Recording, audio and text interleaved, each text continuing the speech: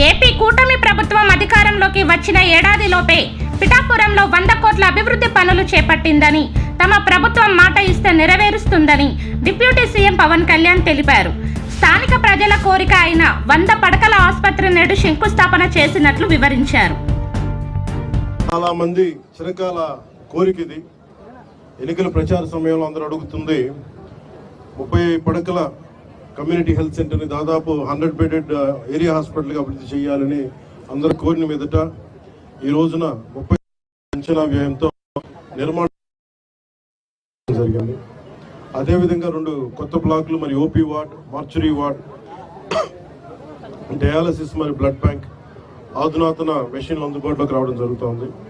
నూతనంగా dermatology departments ophthalmology, radiology, pathology departments, ENT departments కూడా ఏర్పాటు చేయడం జరుగుతుంది.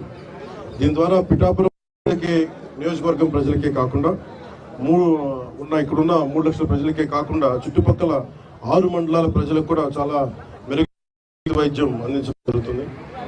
ఇది గౌరవ ముఖ్యమంత్రి శ్రీ నారా చంద్రబాబు నాయుడు గారి సారథ్యంలో కూటమి మాటిస్తే ఎలా నిలబెట్టుకుంటుంది, ఉన్న ఆర్థిక ఇబ్బందులను తట్టుకొని మరీ ఈ రోజున ముందుకి ఈ హామీలు ముందుకు తీసుకెళ్తా ఉన్నాం.